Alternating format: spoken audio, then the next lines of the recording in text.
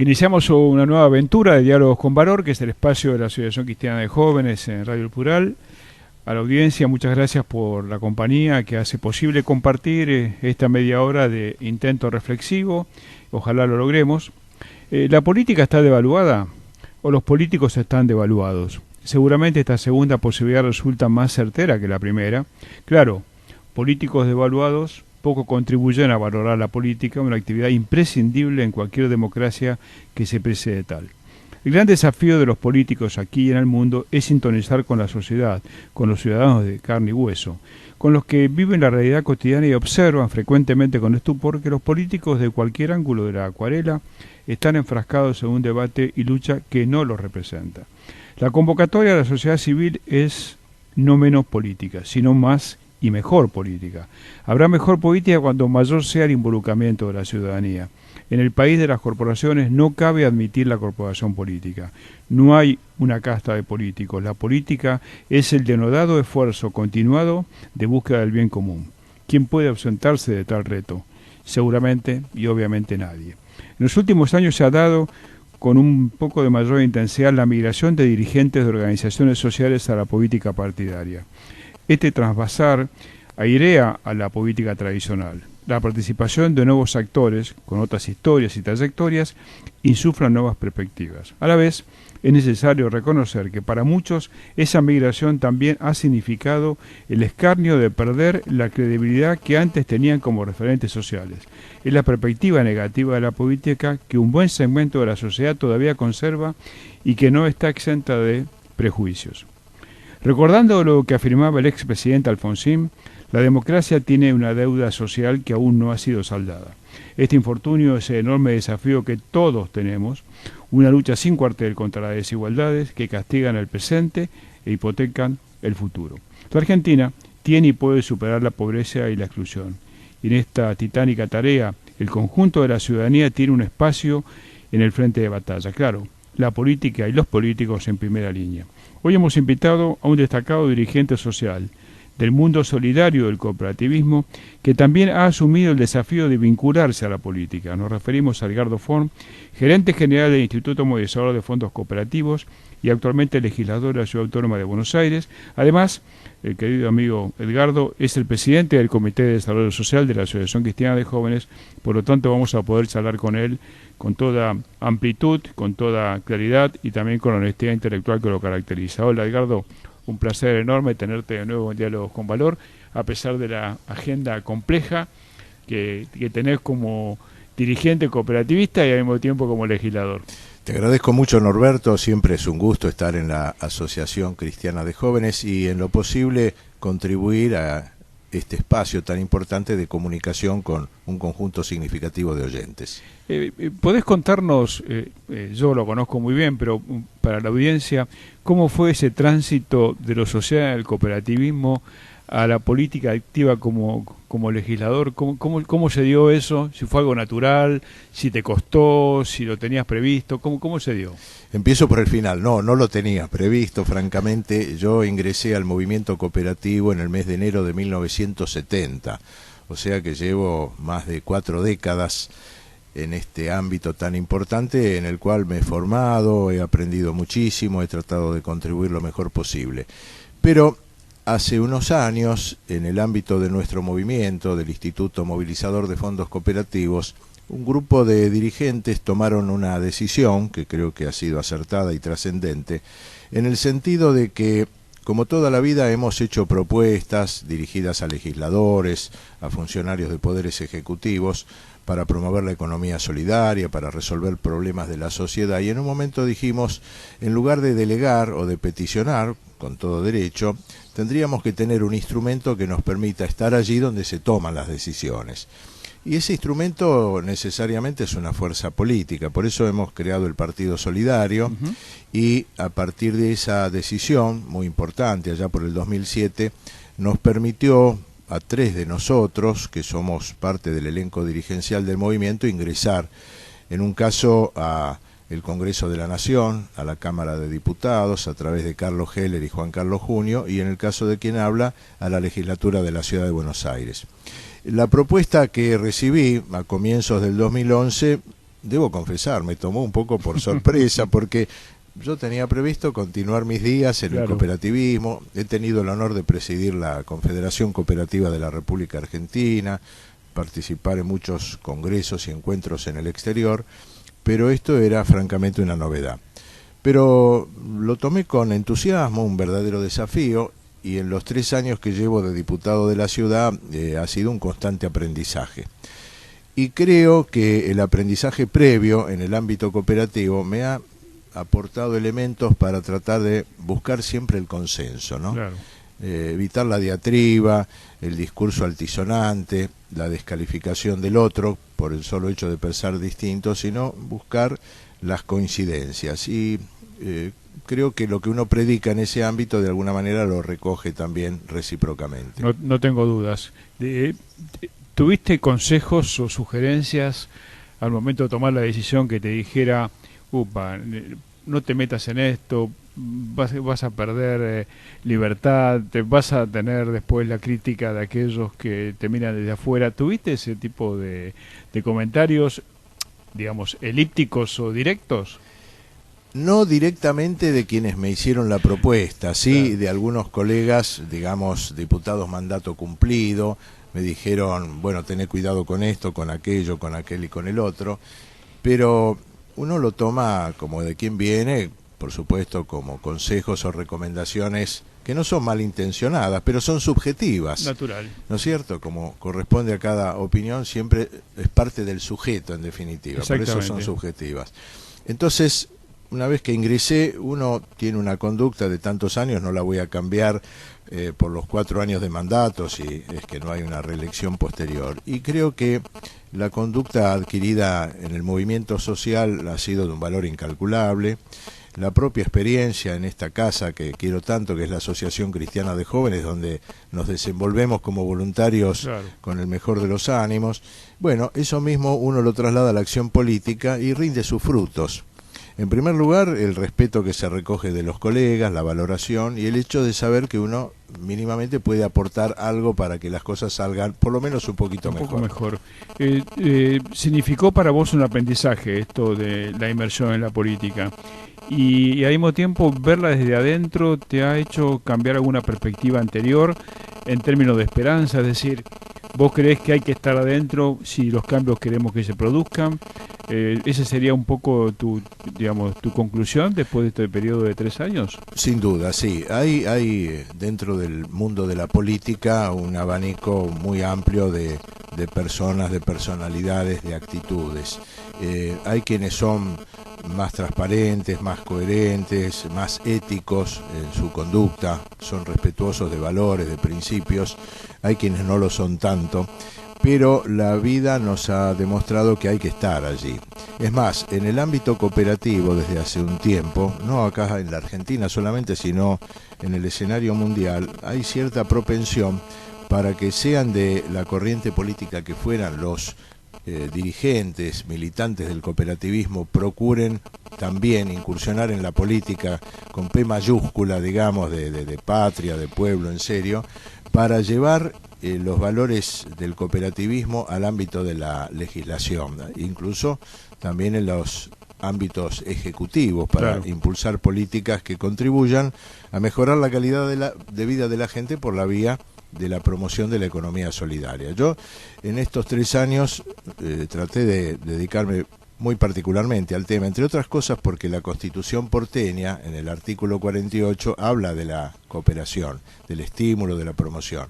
A eso hay que transformarlo o traducirlo en leyes que hagan operativo, claro, ese mandato constitucional. Claro. Así que en eso estamos. Y decime, ¿tuviste alguna frustración que te haya marcado muy negativamente, más allá de esto que mencionabas, de que no todos tienen un nivel ético como el que uno aspiraría, pero tuviste alguna frustración que te haya golpeado o las pudiste superar sin inconveniente?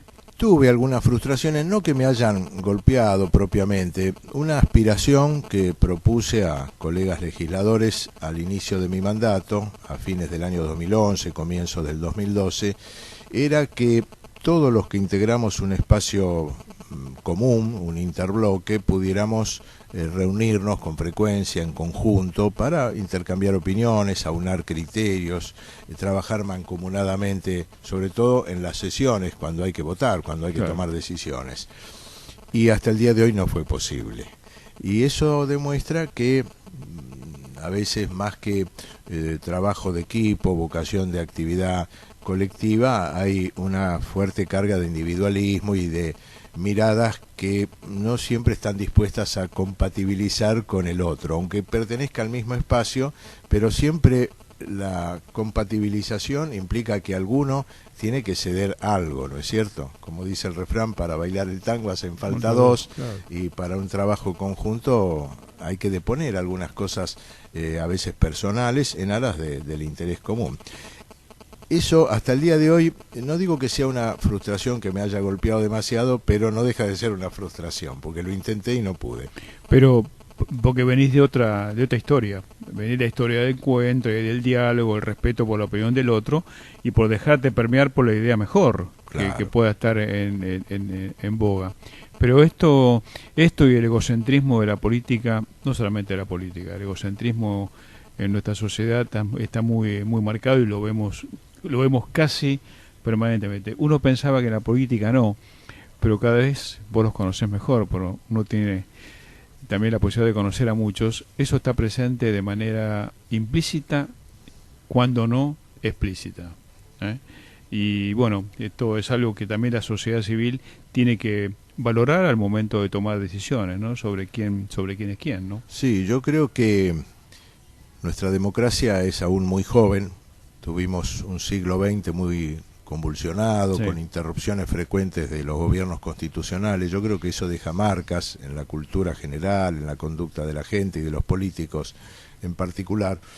Y es de esperar que, por supuesto, la democracia se consolide, se perfeccione, se amplíe y que surjan nuevos dirigentes.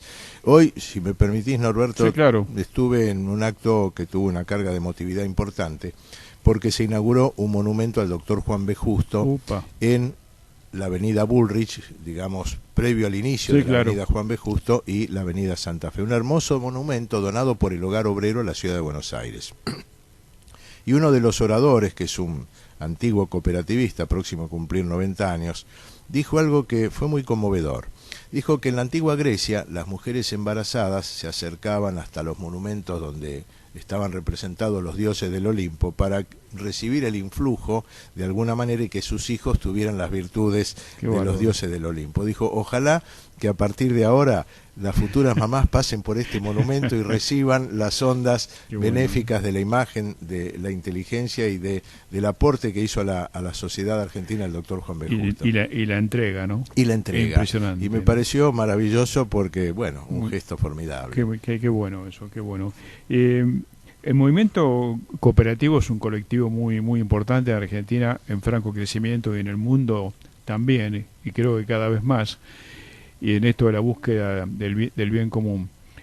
¿Vos sentís, vos, Carlos, Heller y Juan Carlos, el respaldo de todo el movimiento cooperativo en esta, si se quiere, esta tarea tan intensa? Porque además de ustedes ser legisladores, no han abandonado su rol en el movimiento cooperativo, que también es muy fuerte. Hay un respaldo ahí sólido que te permite a vos y a Carlos y a Juan Carlos encarar la tarea con fuerza y con convicción.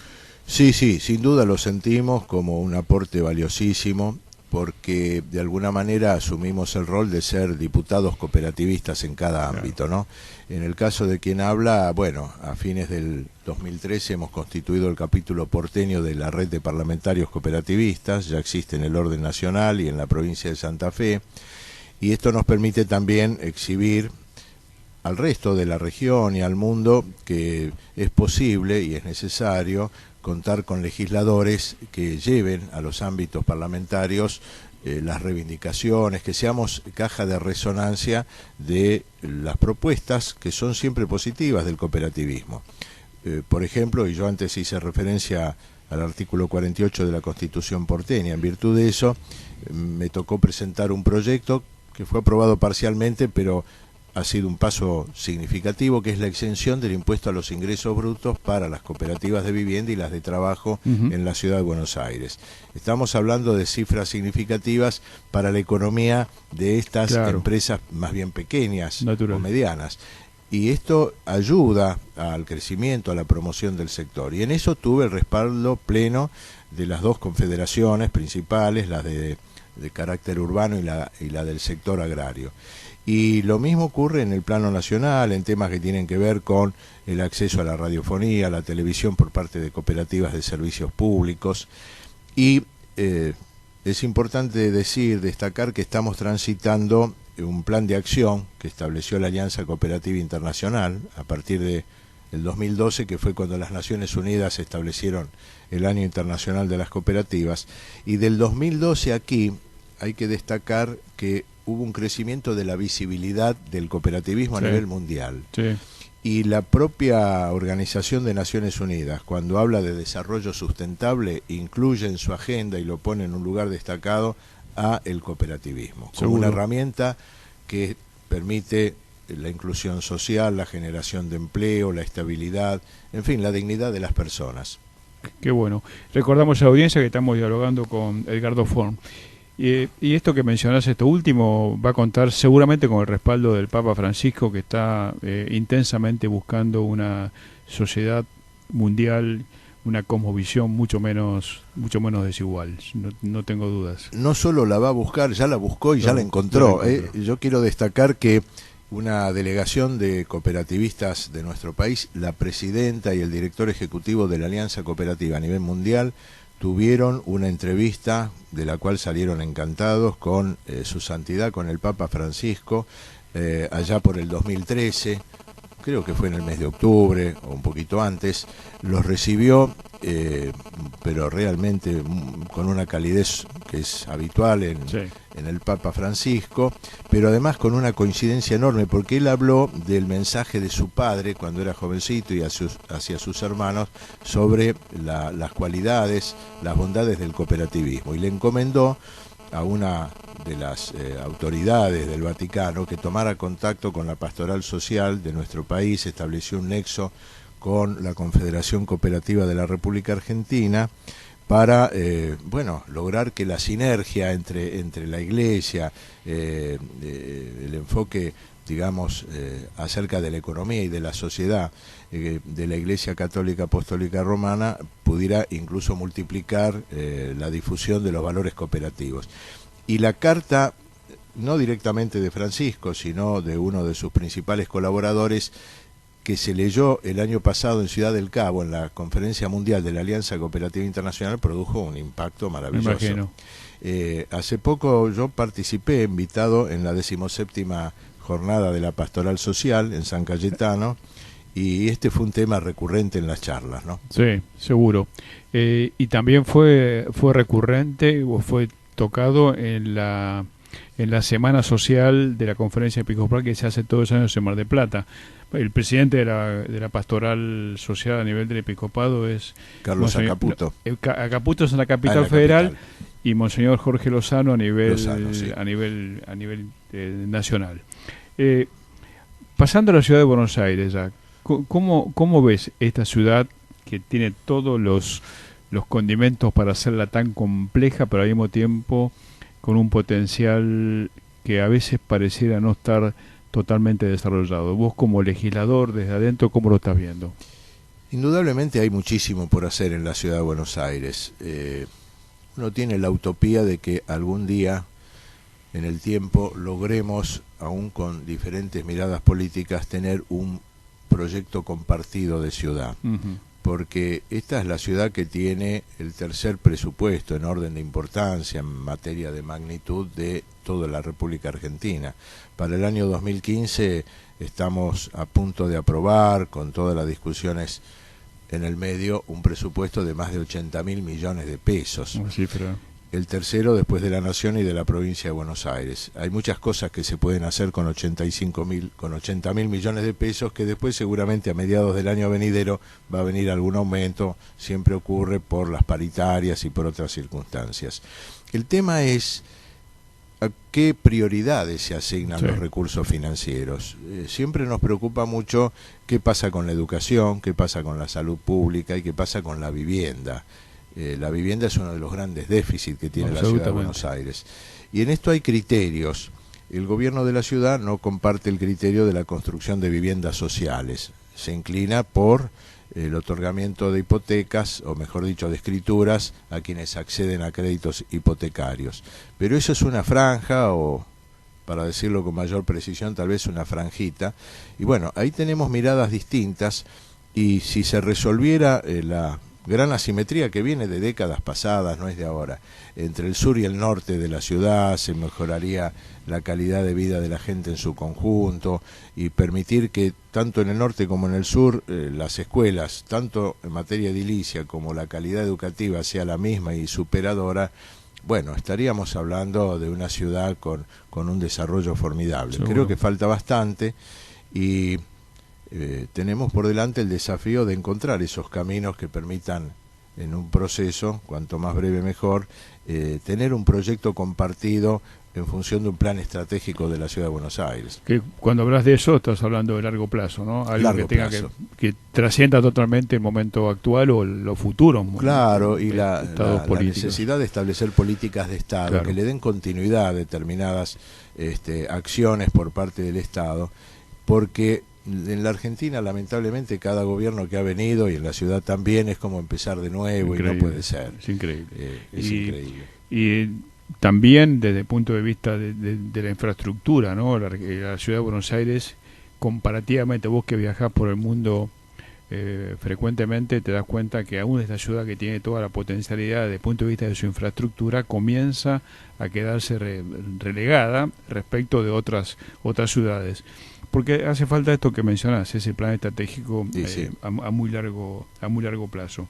Ahora, ese plan estratégico, ¿hay alguna razón que lo impida hacer, o tiene que ver con todo lo que hablábamos antes, ¿no? De los bloques, de los personalismos, de los individualismos, o uno puede suponer que también hay una falta de gestión? ¿Cuál es la razón? Que cualquier ciudadano pregunta, ¿pero por qué no lo hacemos si todos estamos de acuerdo?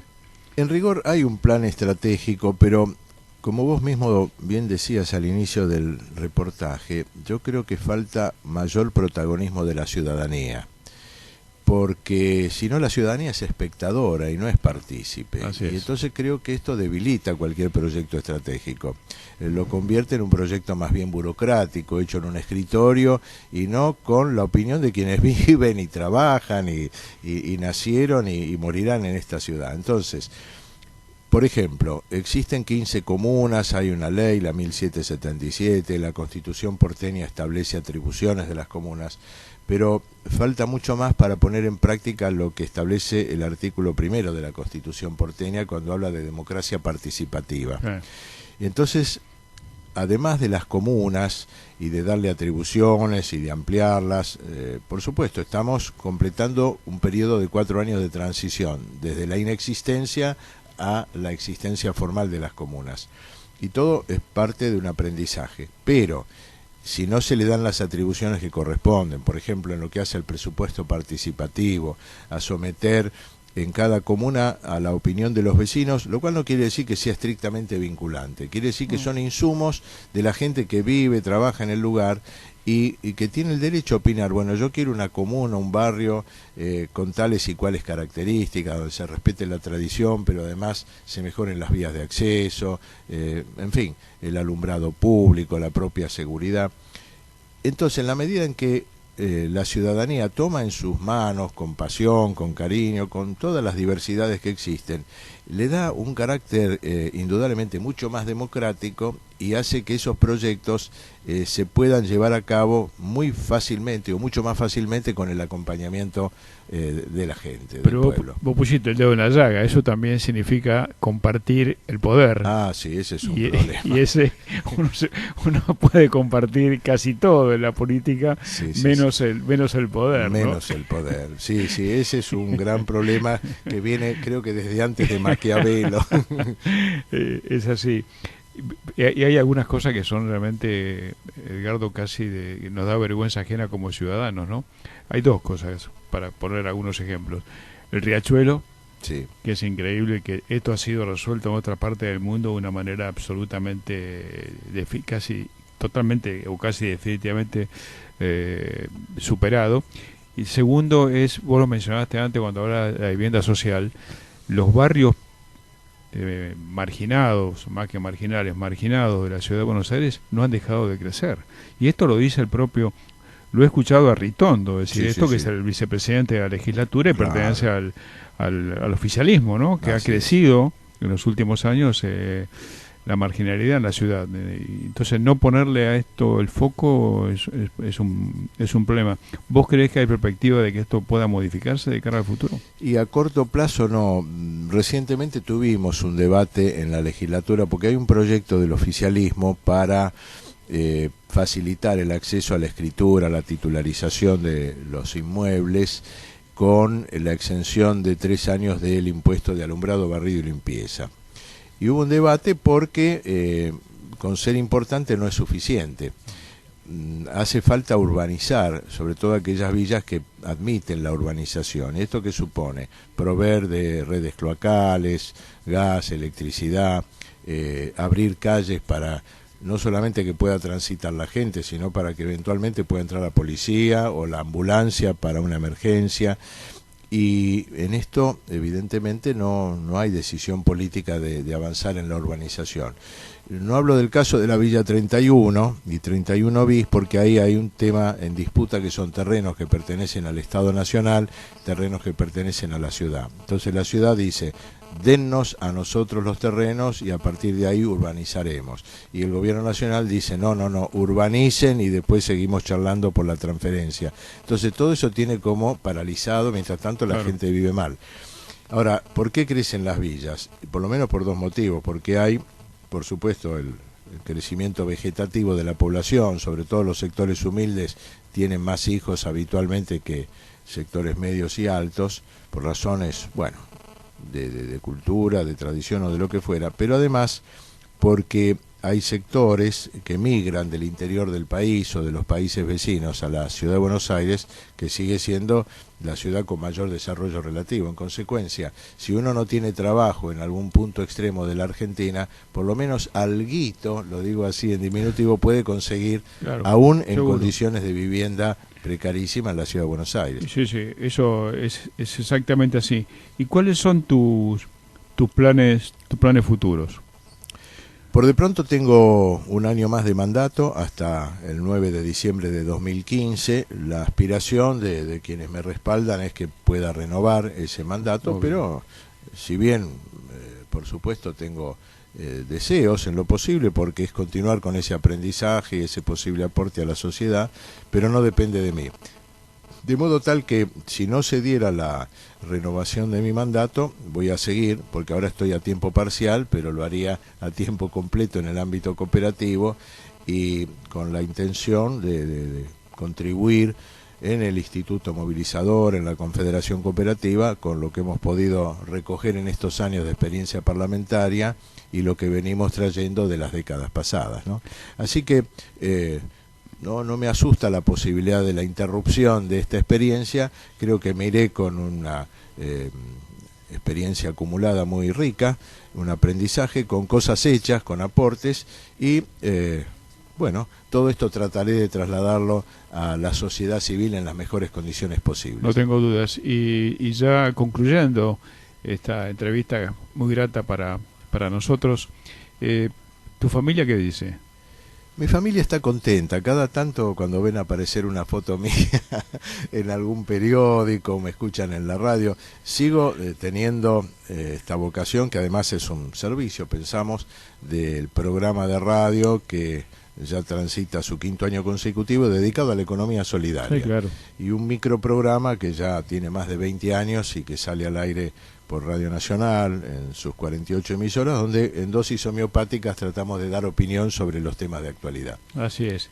Edgardo, muchas gracias por haber compartido otra vez con nosotros este momento, y seguramente la audiencia habrá recibido la convicción que trasunta tus palabras en términos del compromiso solidario. Y el cooperativismo es una herramienta fenomenal para todo eso. Y le recordamos a la audiencia que el cooperativismo y la Asociación Cristiana de Jóvenes nacieron en el mismo año y prácticamente en el mismo tiempo, allá por el mediados del siglo XIX, ¿no? Exactamente. Con lo cual hay también una sintonía en términos de valores muy importante. Así que muchas gracias por habernos acompañado. Muchas gracias, Norberto, y muchas felicidades. Ha sido Edgardo Forn, nuestro invitado de hoy. Como decimos siempre, Argentina anda y camina con esperanza activa. Hasta nuestro próximo encuentro por la 103.9.